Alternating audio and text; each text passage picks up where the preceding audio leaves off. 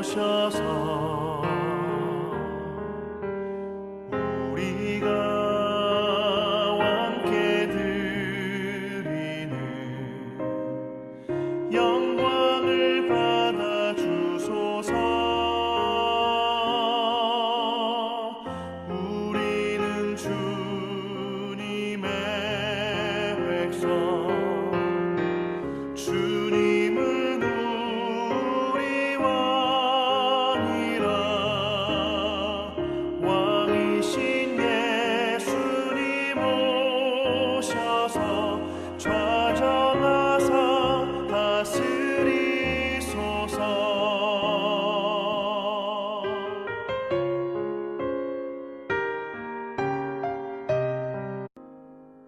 예수 우리 주시여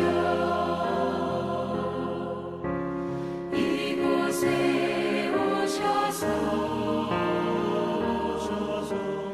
우리가 주께 드리는 찬양을 받아 주소서. 우리는 주님의 종들, 주님은 우리 주시라. 주 되신 예수님 오셔서 이 찬양을 받아 주소서.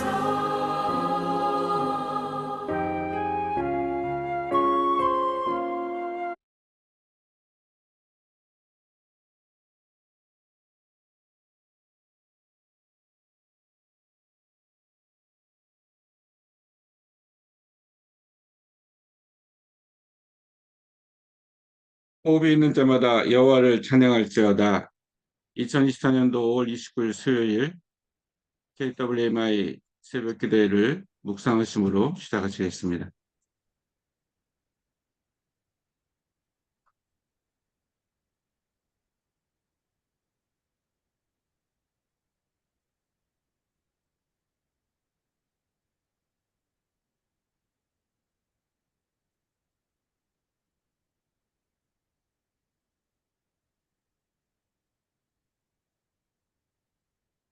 정경건 선교사님, 대표기도 해주시겠습니다.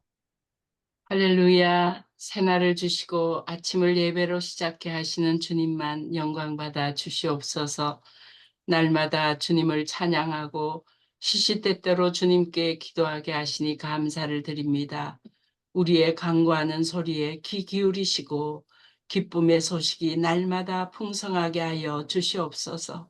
하오나 인간의 욕심으로 곳곳에서 전쟁이 나고 자연을 거슬러 기후재해가 있음을 알면서도 회개치 않음을 용서하여 주시고 저희를 불쌍히 여겨 주시옵소서. 전쟁은 하나님께 속하였다 말씀하시오니 세계의 전쟁을 다스려 주시고 이 땅의 평화를 노래하게 하시는 날까지 기도를 쉬는 죄를 범치 않게 하여 주시옵소서. 또한 모국인 대한민국을 위하여 날마다 기도할 때 전쟁이 없게 하시고 어지러운 정치와 사회와 경제와 문화가 정의와 공의로 바로서게 하여 주시옵소서.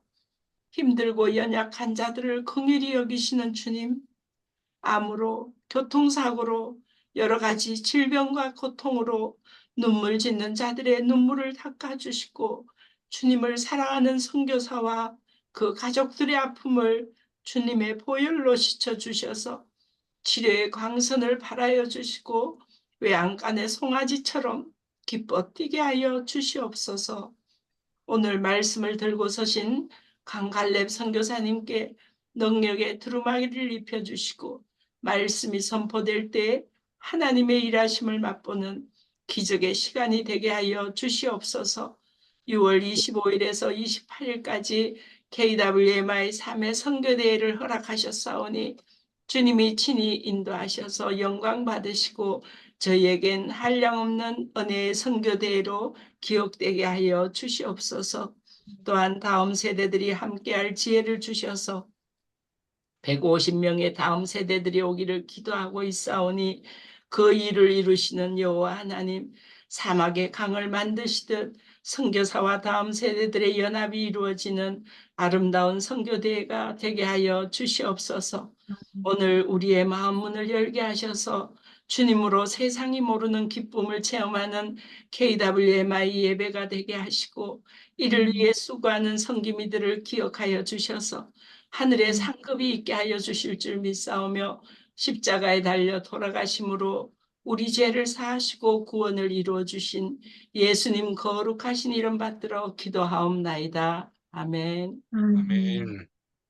오늘 성경 말씀은 사사기 4장 7절과 5장 1절에서 5절 말씀입니다. 사사기 4장 7절과 5장 1절에서 5절 말씀입니다. 내가 야빈의 군대 장관 시스라와 그의 병거들과 그의 무리를 기손강으로 이끌어 내게 이르게 하고 그를 내 손에 넘겨 주리라 하셨느니라. 이날에 드보라와 아비놈의 아들 바락이 노래하여 이르되 이스라엘의 용솔자들이 용솔하였고 백성이 즐거이 헌신하였으니 여호와를 찬송하라.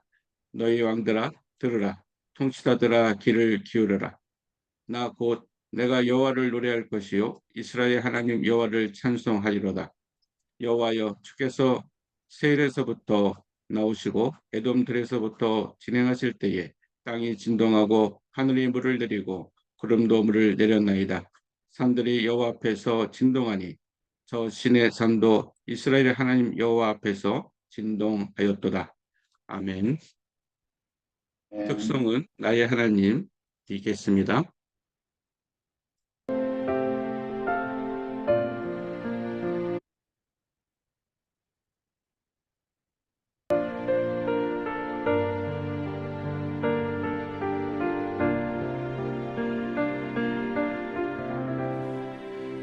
나의 하나님 나의 맘속에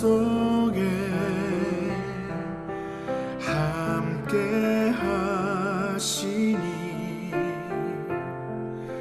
두려움 없네. 나의 하나님 나를 위하여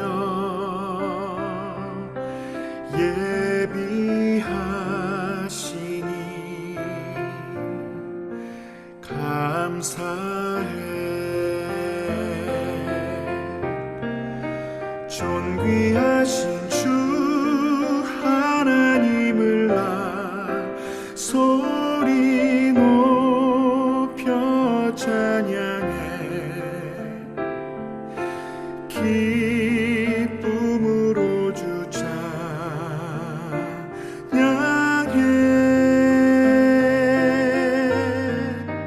위대하신 주 하나님을 나 소리 높여 찬양해. 기쁨으로 주님을 찬양. 나의 하나님 나의 맘속에 함께 하시니 두려움 없네. 나의 하나님 나를 위하여 예비하시니 감사.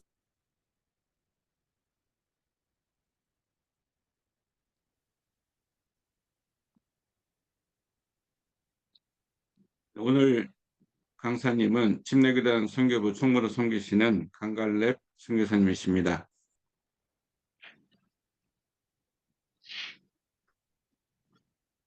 예, 안녕하세요. 이렇게 만나게 돼서 반갑습니다. 오늘 이 시간이 함께하는 축복의 시간이 되기를 원합니다. 저는 지금 침례교단 선교부 총무는 아니고요. 제가 91년부터 2000년까지 침례교 해외 선교회 침례교단 선교부 총무 10년 사역을 했고요. 그 이후에는 지구촌 교회에서 선교 담당 또 중보기도 사역 담당을 했습니다. 그 후에 GBS라고 하는 선교단체를 만들어서 한 4년, 그래서 국내에서는 한 20여 년 선교 사역을 국내에서 행정과 또 전략적인 사역을 진행하다가 2008년부터 19년까지 12년 정도 말레이시아에서 회교도들을 대상으로 선교 사역을 했었습니다. 그리고 세 번째 안식년을 가질 때 한국에서 안식년을 가질 때 코로나가 발생하면서 현장에 들어가는 일이 어려운 상황이 되어서 지금은 다음 세대 평신도 다음 세대들 또 전문인 또 비즈니스 애스 미션 사역을 감당해서 미전도 지역에 현장에 필요한 선교 자원들을 일으키는 ENN, 이글스 네스트 네트워크라고 하는 독수리 둥지 사역을 4년째 지금 하고 있습니다. 오늘 이렇게 말씀을 나눌 수 있는 기회를 주신 것을 정말 감사하고 또 한국에 들어와서 한국의 상황들을 보면서 한국의 상황들이 또 선교적인 현실이 정말 기도가 많이 필요하고 기도가 필요하지만 기도를 좀 더 효과적으로 전략적으로 하는 기도가 얼마나 중요한가라는 생각을 참 하게 되면서 이번에 KWMI 선교대회에 이 전략적인 중보기도가 정말 진행되어짐으로 말미암아 중보기도를 주된 사역의 내용을 가지고 사역하는 우리 KWMI의 기도 사역에 작게나라도 한 부분을 기여할 수 있으면 좋겠다 이런 마음으로 제가 말씀을 나누게 되었습니다. 제가 저는 79년도에 예수님을 알게 됐습니다. 대학교 1학년 때. 그때부터 하나님은 저를 기도하는 사역의 자리로 인도하셨어요. 그래서 지금까지 중보기도를 중심으로 또 현장의 사역을 기도와 함께 연동해서 하나님이 원하시는, 하나님이 싸우시는, 하나님께서 앞서 행하시는 사역을 기도로 어떻게 동역할 것인가 이런 관점으로 참 하나님이 저의 걸음을 인도해 오셨고 또 그런 과정 속에 하나님이 주신 축복과 경험들을 같이 나누면서 이번 KWMI 중보기도 그 기도 세계 선교 대회가 기도를 중심으로 또 기도를 넘어서서 전략적인 기도를 진행함으로 인해서 마지막 주님 오실 날이 얼마 남지 않은 이런 시기에 효과적으로 연합해서 기도로 동역하는 그런 축복된 사역이 진행됐으면 하는 마음으로 오늘 말씀을 나눌 것입니다.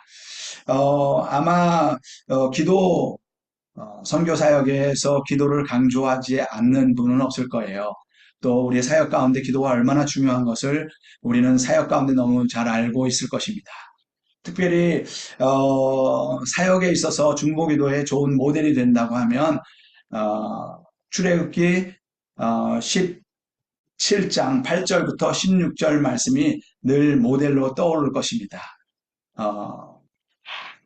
르비딤 전쟁, 그때 여호수아는 전쟁터에 나가 있고 모세와 아론과 훌이 하나님의 산 위에서 모세의 손이 올라갈 때 전쟁은 승리했고 모세의 손이 내려올 때 전쟁은 패할 수밖에 없는, 그래서 그 상황을 기도로 손이 끝까지 내려오지 않도록 붙잡고 있음으로 말미암아 전쟁에 승리하게 되었다라고 하는 그런 내용을 우리는 아마 성경 말씀을 통해서 또 기도를 강조할 때마다 기도에 대해서 가르침을 나눌 때마다 그게 좋은 모델이 되는 것을 볼 수 있습니다. 그런데 그 장면을 하나님께서 모세에게 그 상황들을 마무리하면서 모세에게 한 가지 부탁을 하는 것들을 우리는 볼 수 있습니다. 하나님이 이 모세에게 이렇게 얘기합니다. 여호와께서 모세에게 이르시되 이것을 책에 기록하여 기념하게 하고 여호수아의 귀에 외워들리라. 내가 아멜렉을 없이 하여 천하의 기억도 못하게 하리라. 모세가 제단을 쌓고 그 이름을 여호와 니시라 하고 이르되 여호와께서 맹세하기를 여호와가 아말렉과 더불어 대대로 싸우리라 하셨느니라. 예, 전쟁은 하나님이 싸우시는 것입니다. 하나님이 싸우시게 하는 것들이 또 우리의 기도의 역할입니다. 그런데 이 르비딤 전쟁에서 하나님이 이것을 책에 기록해서 명백히 기억하게 하는 그런 대상이 여호수아였습니다.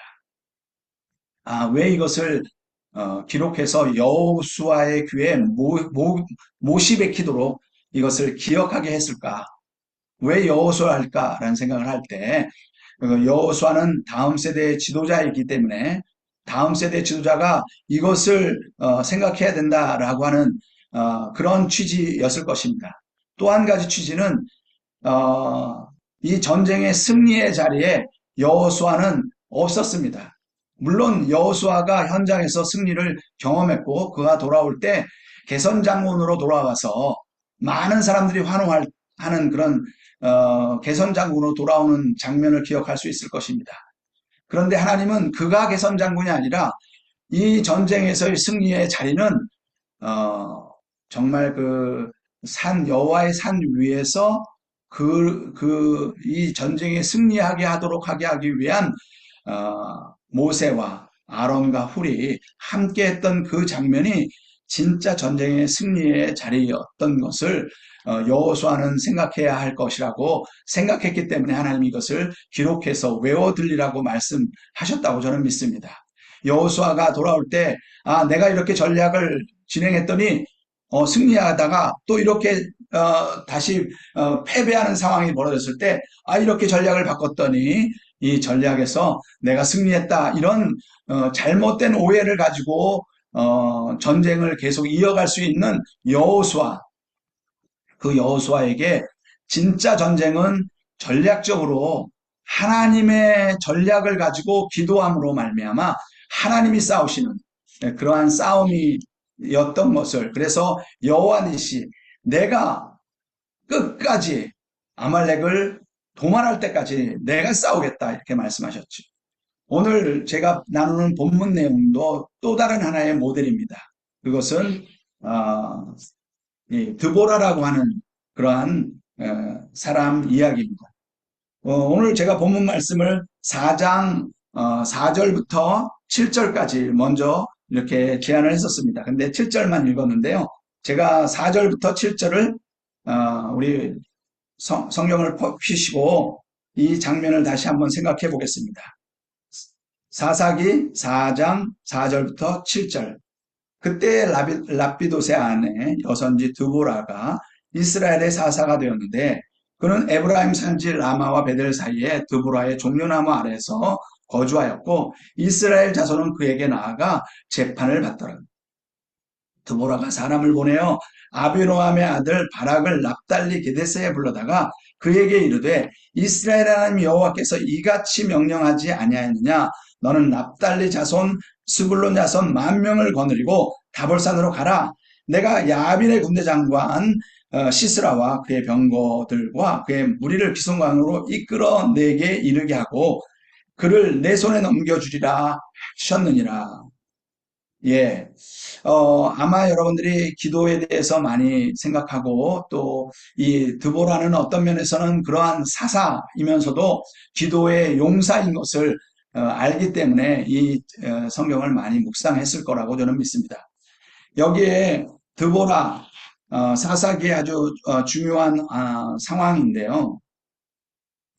야빈왕 군대 장관 시스라가 이 야빈왕과 함께 이스라엘을 통치했던 그런 상황인데 이 상황 속에서 드보라와 또 바락이라고 하는 이스라엘 장군이 함께 연합해서 전쟁을 하고 있는 이런 상황을 이 사사기서 4장과 5장은 우리에게 보여주고 있는 것입니다.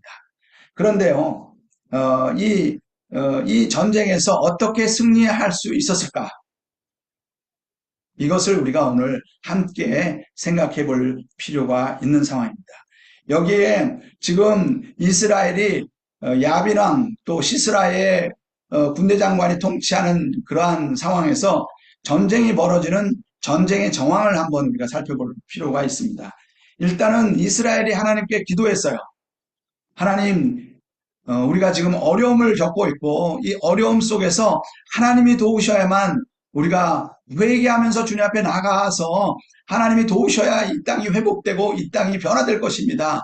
하나님, 우리를 불쌍히 여겨주세요.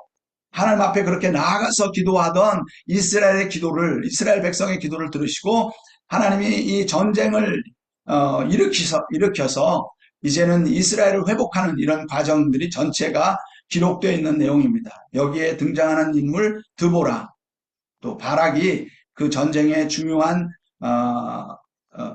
그 하나님의 도구로 쓰임 받았습니다.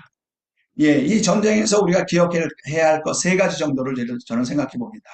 그것은 시크릿 플레이스의 중요성입니다. 시크릿 플레이스. 아까 모세와 아론과 훌이 서 있던 자리, 하나님의 산 꼭대기, 그곳은 그 정황을 정확하게 볼 수 있는 그 자리에서 하나님의 사람들이 함께 연합으로 전략적으로 기도할 때 하나님이 그 전쟁에서 승리할 수 있었던 그런 상황입니다.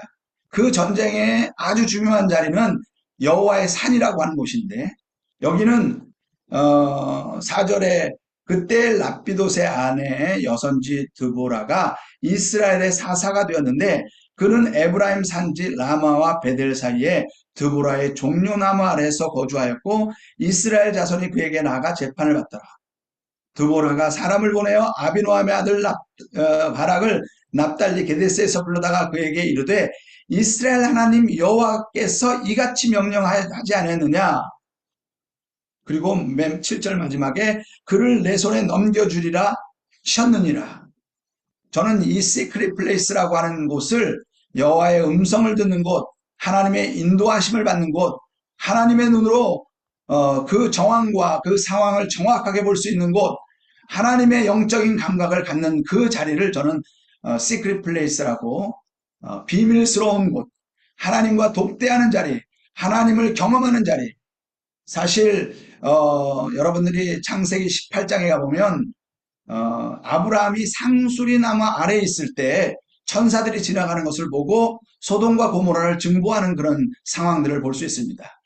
아브라함은 상수리나무 아래, 여기 드보라는 종려나무 아래, 하나님께서 하나님과 함께 만나는 그 자리, 시크릿 플레이스, 하나님을 경험하는 그 자리가 영적 전쟁의 아주 중요한 특별한 자리인 것을 우리는 기억해야 할 것입니다.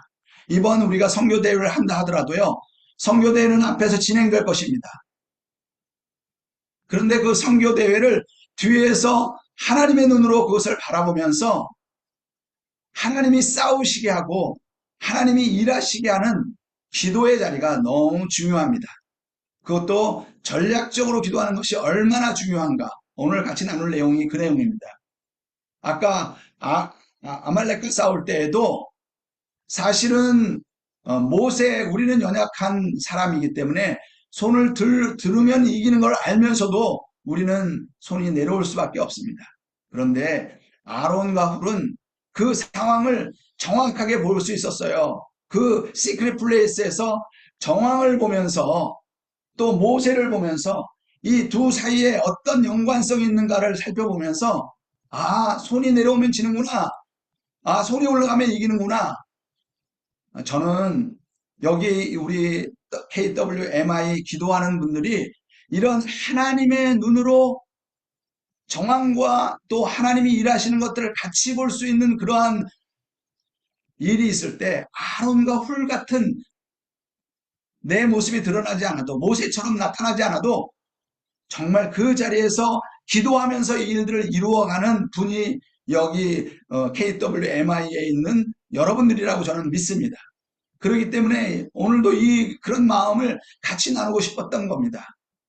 우리 대한민국의 변화, 선교계의 변화, 선교 현장의 변화는 기도하는 사람들이 시크릿 플레이스에서 하나님과 독대하면서 하나님이 주시는 감각을 가지고 하나님의 방법으로 바르게 섬길 때 선교 현장은 변화될 거고 시대는 새롭게 되는 일들이 있을 것입니다.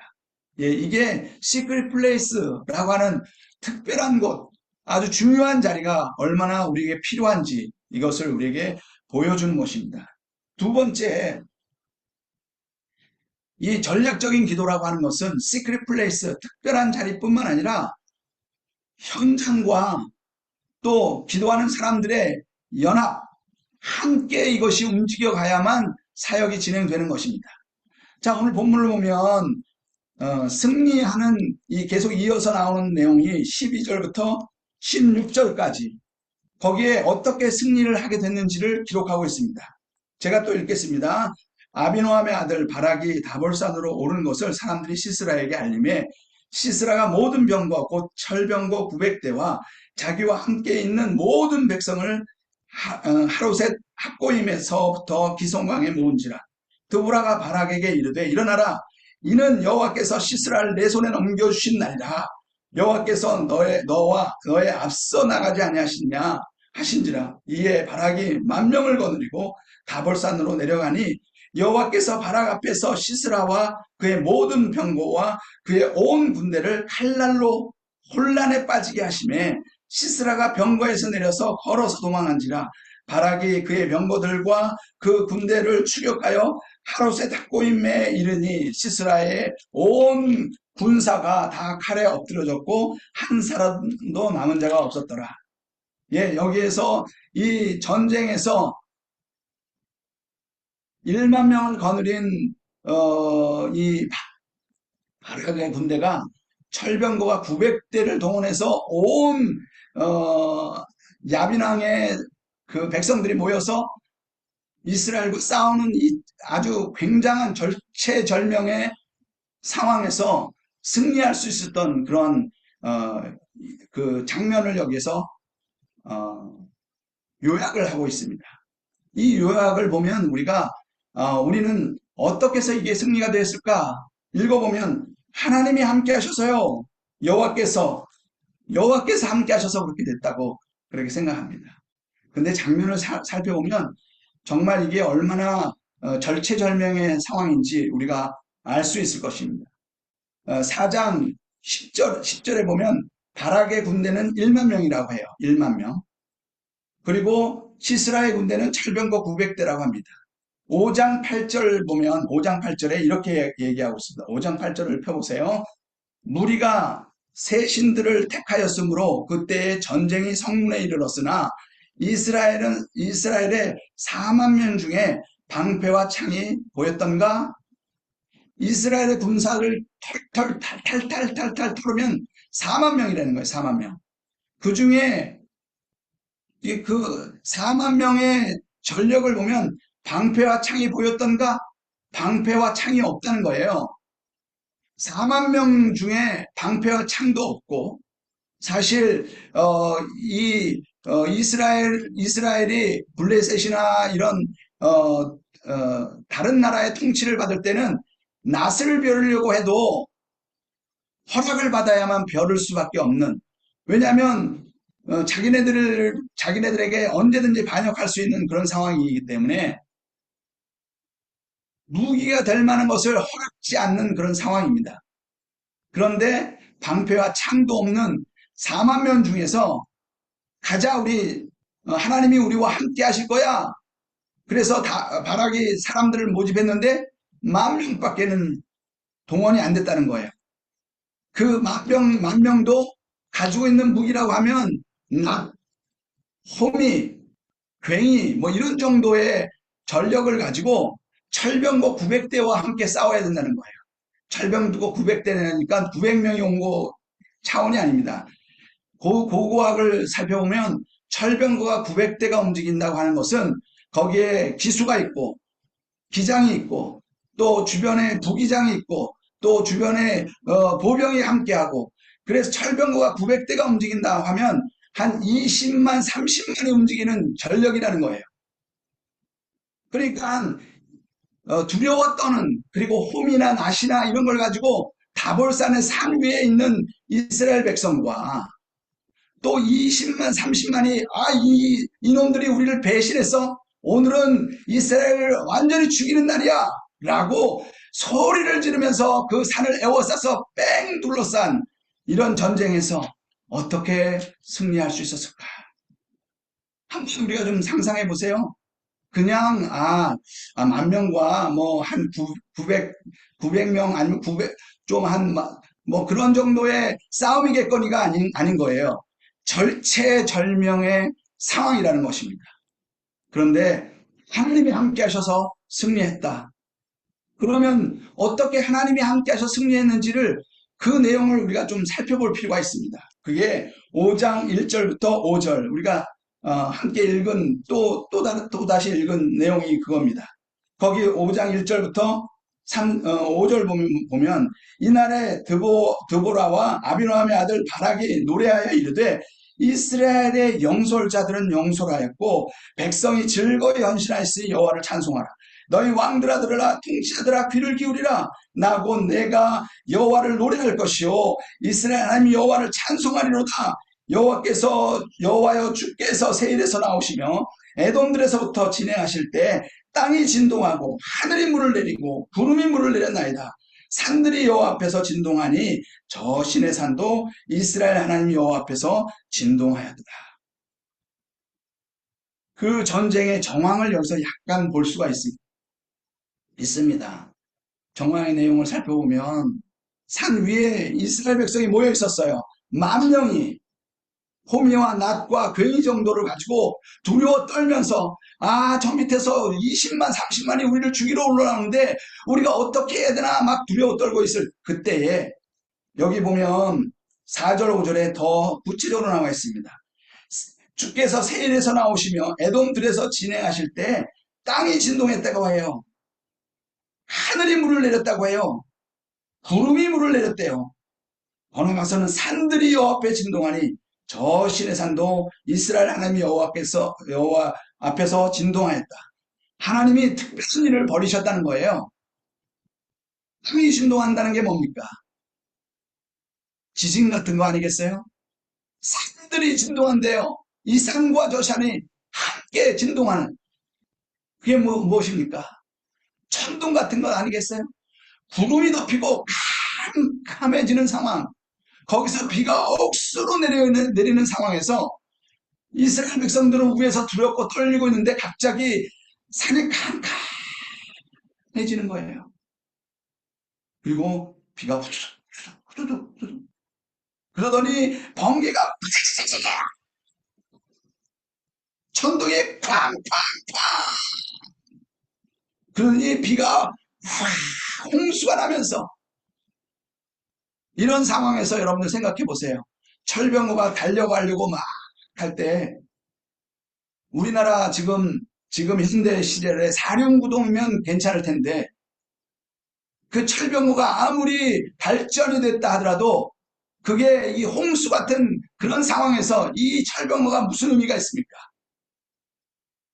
그러니까 그 사람들이 그 20만 30만이 모여서 죽이려고 하는 그런 상황에서 갑자기 하나님의 개입을 보면서 와 하나님이 우리와 함께 하신다. 위에서는 와 소리 지르면서 야 하나님이 우리와 함께 하신다. 밑에서는 아니 이게 무슨 일이지? 우리의 이 철병거는 아무 쓸짝도 없네. 이제 도망가자. 그러면서 칼을 버리고 도망가면 이스라엘 백성이 쫓아가서 그 칼을 짚고 목을 채치고 창을 버리고 도망가면 그 창을 잡아서 배를 찌르고 이런 일들을 통해서 하나님의 개입을 이 사람들이 경험하게 됐다는 거예요. 천재지변이 바뀌면서 하나님께서 하늘 차원에서 하나님의 놀라운 영적인 그러한 개입으로 말미암아 이스라엘이 승리하는 이런 장면 그것을 이들이 이 드보라가 그 찬송하면서 하나님이 우리와 함께 하시며 하나님이 싸우면 우리는 승리한다 이렇게 말할 수 있지 않겠습니까? 아멘이십니까? 할렐루야, 아멘.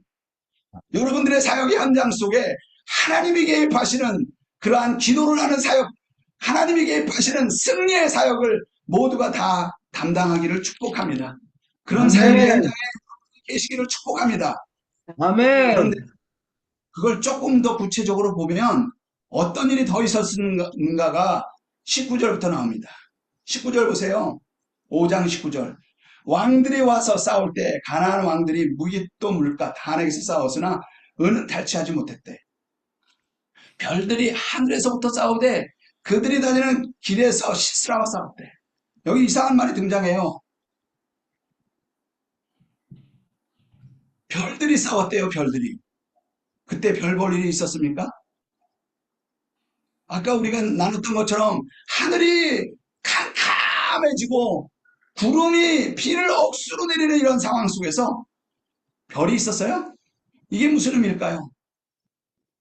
별들의 전쟁, 스타워즈, 하늘 차원의 전쟁이 여기서 벌어지는 하나님의 개입을 우리는 이 가운데서 감지할 수 있을 것입니다.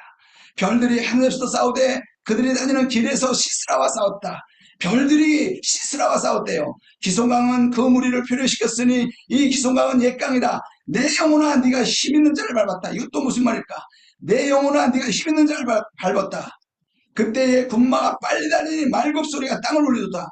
예, 철병거가 필요 없었어. 소용이 없는 그런 상황에서 군마가 빨리 달리는 것은 또 무엇입니까? 군마가 빨리 달리니 말굽소리가 땅을 울린대요. 무슨 의미인가 이게? 아까 우리가 나눴던 것처럼 천둥과 번개가 치면서 쿵쾅 하나님의 개입이 이러한 영적인 하나님의 파워를 현장에서 보는 이것을 이 드보라는 하나님의 군마가 그 다니는 길에서 시스라와 싸웠다.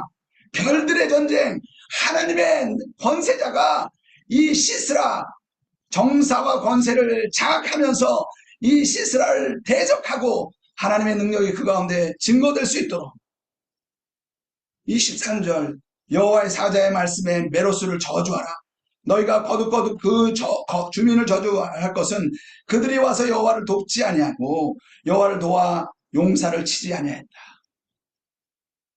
이스라엘 백성 중에 4만 명이 있었는데 군사들이 어떤 사람들은 돕지 않았어요. 왜냐하면 자기는 무기가 너무 연약하고 그들 가운데 그 대적은 철병거가 900대 20만 30만이 함께 몰려오고 있는 이런 상황 속에서 그것을 극복할 수 있는 방법은 그 영혼에게 말씀하시는 하나님의 말씀을 따라서 메로스를 저주하라 라고 하면 또 하나님의 그 권세를 선포하라 하면 그 선포가 그 가운데 선포되어질 때 하나님의 능력이 그 가운데 진행되는 이게 전략적인 기도인 것이죠. 이 바락은 앞에서 나가서 싸웠고 드보라, 이 기도하는 드보라는 뒤에서 이 영적 전쟁을 기도로서 진행을 했다라는 것입니다. 이러한 영적 전쟁에 함께 동역하고 함께 동역할 때 진정한 승리는 하나님이 우리에게 주시고 이것이 하나님으로 싸우시게 하는 것이죠. 기도는 하나님으로 싸우시게 하는 건데 하나님의 눈으로 그 땅을 보고 그 상황을 하나님의 그 감각을 가지고 감각해내면서 승리하는 그 자리로 나가는 그런 일들이 영적 전쟁의 중요한 역할입니다. 세 번째, 팀을 이루어서 기도하는 팀 기도가 얼마나 중요한가. 여기 처음에 아말렉과 싸울 때 르비딤의 전쟁도 그렇고 여기서도 그렇고 이 영적 전쟁은 혼자 할 수 있는 게 아닙니다.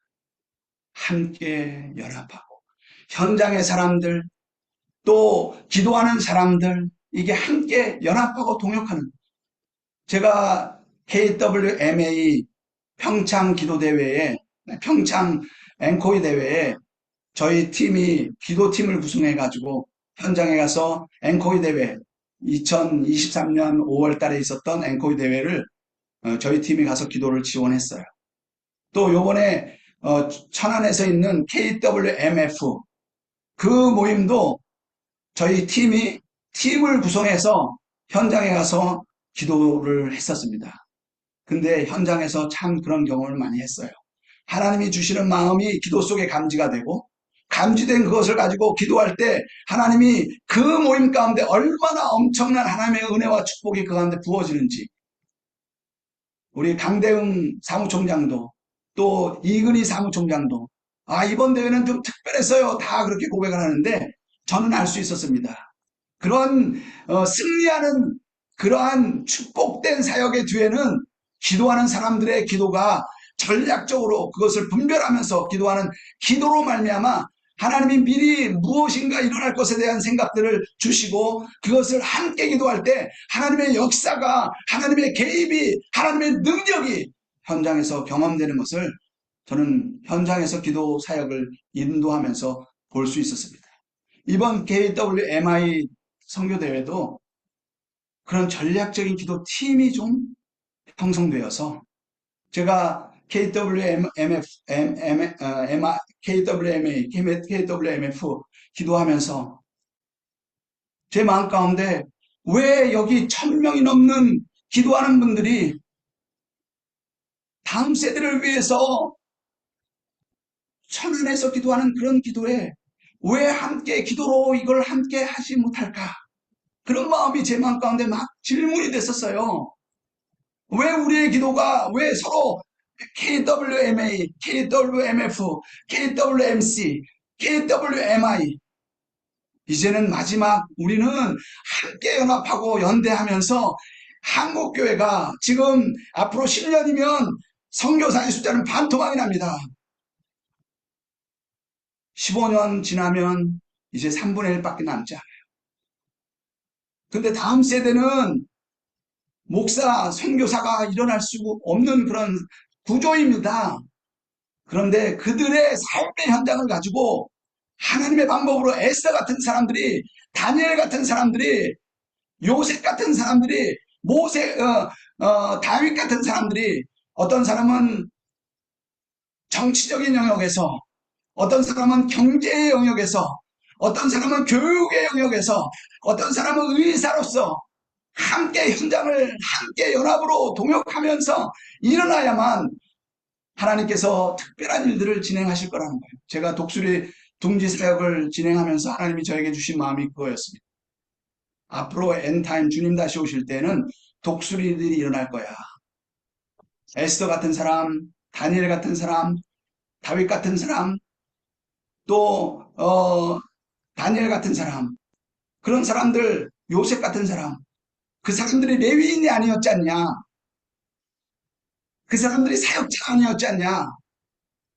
그런데 그들이 하나님이 주신 그런 사역으로 고공비행을 하면 지금까지 진행하는 선교 사역이 연대가 되어서 주님의 일을 마치게 될 거야. 하나님이 저에게 10년 침례교 해외선교회 총무 사역을 하게 하셨어요. 12명이 시작해가지고 370명 보낼 때까지 총무로서 뒤에서 다 그것을 섬겼습니다. 그리고 10년 사역을 평가하고 앞으로 10년, 2010년까지 비전 2010이라고 하는 대회를 마치고 그 계획을 다 세워서 10년 마스터 플랜을 세워놨어요. 그런데 갑자기 이제 앞으로 10년 더 하겠다 그렇게 생각했는데 하나님이 하루는 지구촌 이렇게 보여주시는 거예요. 아침에 경건의 시간. 야, 너 지구촌교회 가서 이 선교 사역을 거기서 하는 게 어떻겠니? 그래서 저는 지금 나누는 것도 이 열정이 있잖아요. 저의 트레이드는 열정. 엘리야 같은 사람이라고 그랬어요. 이 열정 있는 사람, 선교로 불러놓고 나는 교회에 가서 그 사람들에게 헌신을 요청하고 도전을 하고 그래서 현장으로 가자라고 말하는 사람이었는데 하나님 저는 교회로 들어가는 것은 타협이고 후퇴라고 생각합니다. 저를 보내려고 하면 현장으로 보내주세요. 그랬더니 하나님이 난 너에게 가르칠 게 있어. 지구촌교회 가라. 그래요? 그러면 지구촌교회에서 나를 부를 거야? 그날 아침에 경건의 시간 할 때 그런 마음을 가졌는데 진짜 저녁 때 이동원 목사님이 3명의 집사를 보내서 저를 지구촌 교회 선교 담당, 중보기도 사역 담당을 하라고 그렇게 요청을 했다는 거예요.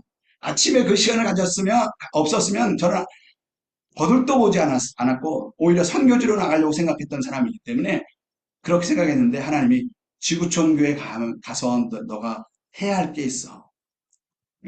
그래서 제가 인도하심 따라 지구촌 교회 갔고 현장에 가서 지구촌 교회가 사역하면서 하나님이 보여주신 게 지금 이런 내용들입니다. 특별히 지구촌 교회는 2,000명이 넘는 박사급이 있다는 거예요. 제가 가보니까 정말 박사급 평신도가 2,000명이 넘어요. 그런데 그 사람들이 주일날 성수주일 한다고 하는 그런 개념으로 그냥 주일날 교회 생활에, 근데 우리 지구촌교회가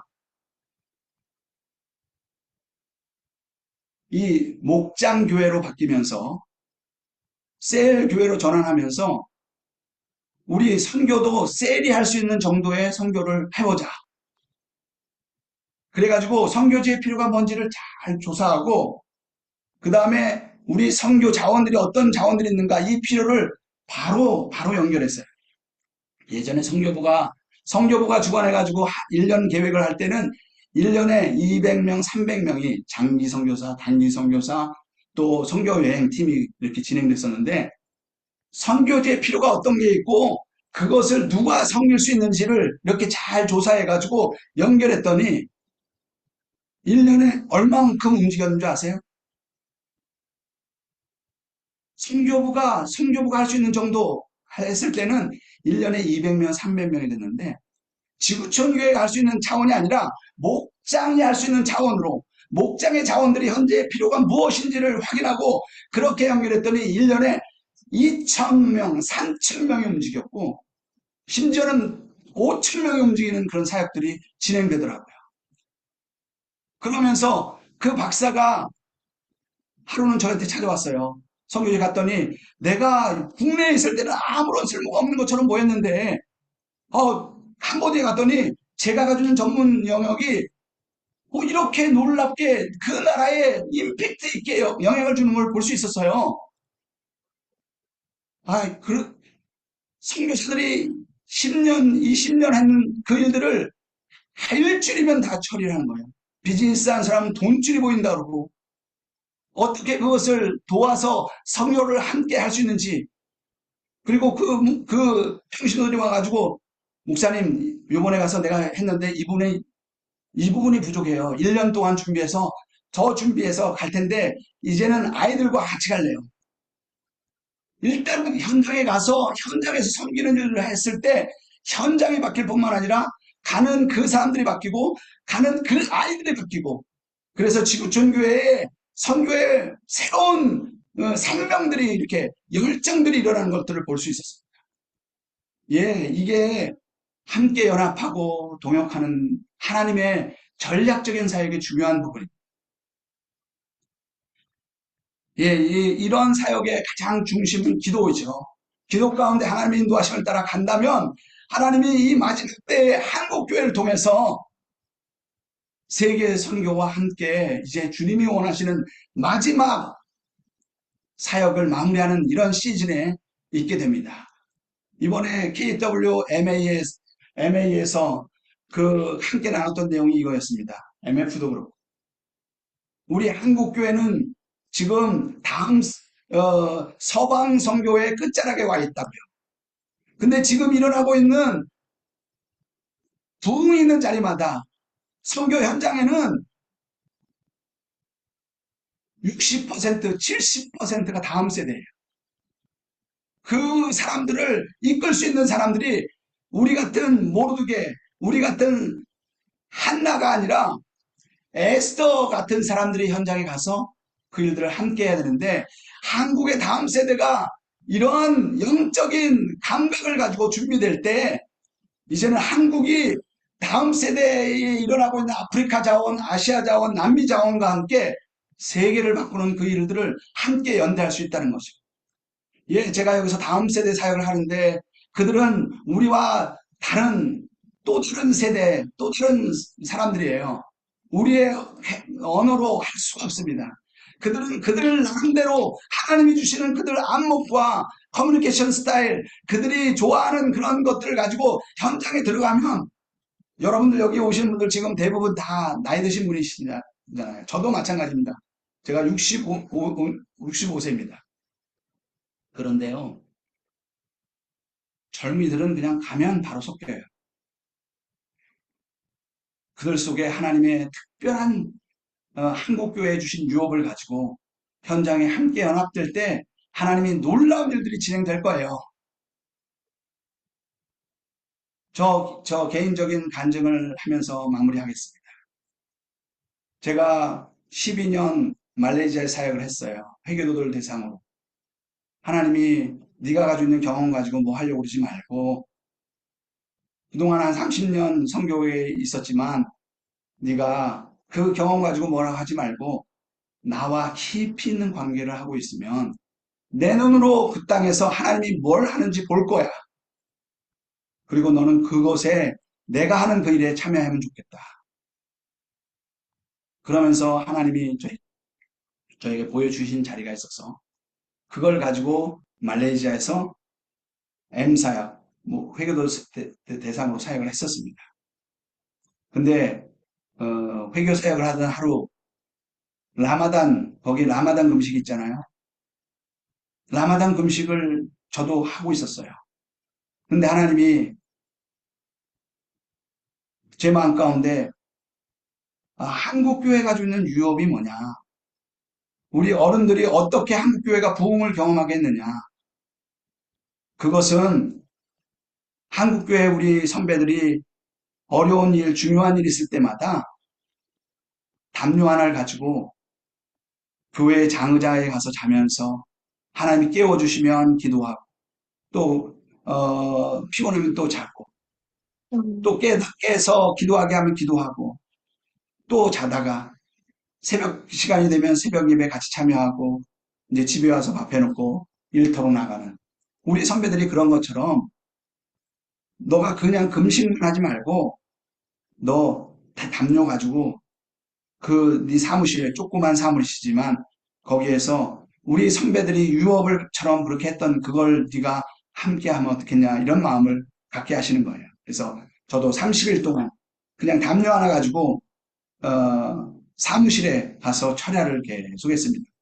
그런데 하루는 하나님이 저에게 그 피곤해서 힘든 그 상황에서 새벽에 아들아 내가 너를 다니엘을 만났던 시크릿 플레이스에서 너를 만나고 싶어. 내가 너를 거기로 초대할게. 그래서 제가 질문했어요. 하나님, 시크릿 플레이스가 어디예요? 다니엘을 만났던 독대했던 그 자리가 어디예요? 그랬더니 너 다니엘서 3장에 다니엘의 세 친구 기억하니? 그때 다니엘이 어디 있었니? 이게 저의 질문이었거든요. 제가 성경을 볼 때마다 왜 다니엘은 세 친구만 거기에 등장하고 다니엘이 어디 있었나? 저에게 그것이 질문이었는데 그때 하나님이 말씀하시는 거예요. 다니엘은 미래를 내다볼 수 있는 사람이었고 앞으로 이 왕의 신상이 세워지면 무슨 일이 벌어질지 다 알고 있는 다니엘이 그의 위치에서 왕한테 왕이시여 나에게 말미를 주세요. 내가 특별한 시간을 좀 가져야 되는데 요 기간 동안 내가 좀 특별한 시간을 가질 수 있도록 허락해 주세요. 그래서 말미를 얻어서 특별한 곳에서 나와 독대하는 시간을 가졌어. 그녀의 기도 때문에 이 3명의 친구들이 구원받을 수 있었던 거야. 제가 이런 얘기를 그날 받으면서 와, 이 시크릿 플레이스, 이 전략적인 기도가 얼마나 중요한지를 알게 돼서 제가 아내한테 이런 얘기를 했어요. 여보, 내가 오늘 새벽에 이런 말씀을 주셨는데 나 그런 일들을 하고 싶어. 그랬더니 아내가 여보, 알레고리칼하게 성경 해석하지 마라. 자의적인 해석하지 마라. 그거 당신 머릿속에서 나오는 그것 때문에 그렇게 된다면 그거 다들 자기 방식대로 하는 거 아니냐. 제가 그래서 아내의 말 들으면서 하나님, 이게 정말 하나님의 뜻이라면 성경의 다른 사례를 저희가 알게 해주세요. 그렇게 기도했더니 바로 이어서 나오는 말이 뭐냐면 누가복음 10장이었어요. 누가복음 10장에 2명씩 제자들을 보냈지 않습니까? 보내고 그들이 돌아와서 하는 간증을 들어보면 70인이 기뻐하며 돌아와 이르되 주여 주의 이름이면 귀신들도 우리에게 항복하더이다. 예수께서 이르시되 사단이 하늘로부터 번개같이 떨어지는 것을 내가 보았노라. 예수님은 2명씩 보내고 그냥 피곤하니까 저기 가서 주무신 게 아니라 사단이 하늘에서 번개같이 떨어지는 현장에 있었다는 거예요. 그러면서 이렇게 얘기합니다. 내가 너희에게 뱀과 전갈을 밟으며 원수의 모든 능력을 제어할 권세를 권능을 주었으니 너희를 해칠 자가 결코 없으리라. 그러나 귀신들이 너희에게 항복하시는 것으로 기뻐하지 말고 너희의 이름이 하늘에 기록된 것으로 기뻐하라. 우리의 이름이 하늘에 기록되어 있다면 이 전략적인 기도는 특별한 사람들만 할 수 있는 게 아니라는 거예요. 우리의 이름이 하늘에 기록되어 있다면 우리의 기도는 사단이 하늘에서 번개같이 떨어지는 것들을 보게 하는, 제가 말레이시아에서 브레이크 더 돈 프레이어, 이 현지인들과 함께 산에 올라가서 밤샘 기도를 했었어요. 그래서 새벽에 하나님 주신 마음을 가지고 이 말레이시아 새벽에 깨어나라! 또 구체적으로 주신 말씀들이 있어서 그걸 가지고 선포하면서 기도했는데요.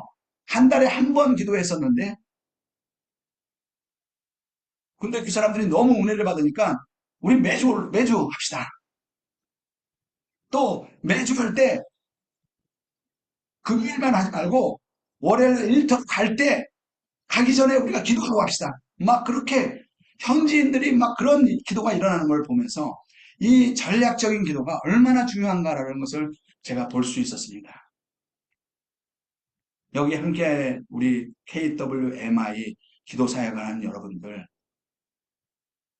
우리의 기도의 레벨을 조금 더 상승시키고 하나님의 영적인 감각을 함께 나누면서 하나님이 어떤 사람은 아론과 물처럼, 어떤 사람은 드보라처럼, 아니 아무도 봐주지 않는다 하더라도 하나님이 나와 독대하고 있다고 한다면 하나님이 나의 기도를 사용해서 민족을 바꾸고 시대를 바꾸는 일들을 할 거예요.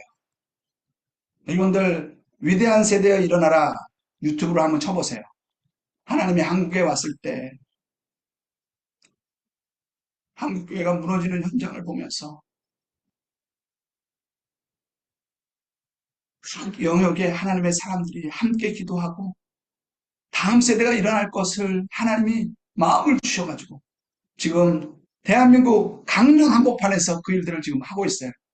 부흥왕국, 통일왕국, 선교왕국에 새로운 세대가 일어나서 열방에 지금 이미 나가 있는 선교 자원들과 함께 선교를 마무리하는 이런 주님이 다시 오시는 왕의 대로를 놓는 그런 일들을 하나님이 강남에서 그 일을 하라고 말씀하고 계십니다.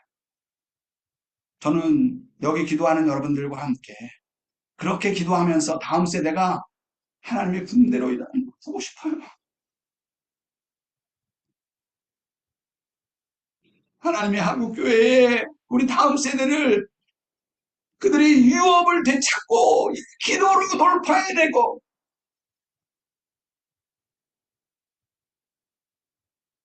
마지막 주님 다시 오실 그 길을 아프리카의 젊은 세대들과 아시아의 젊은 세대들과 남미의 젊은 세대들과 함께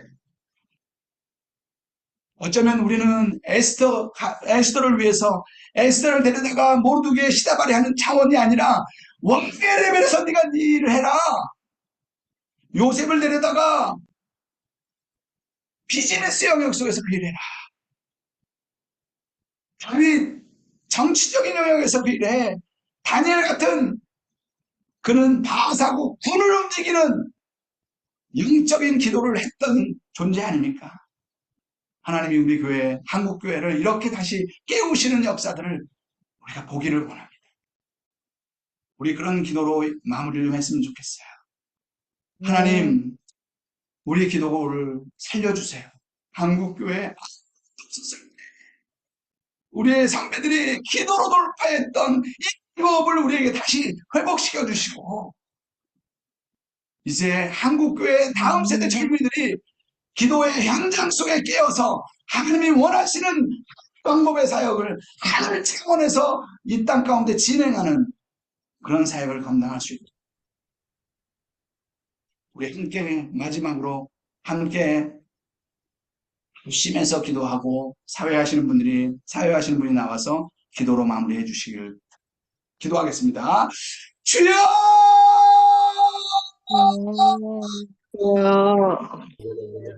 하나님,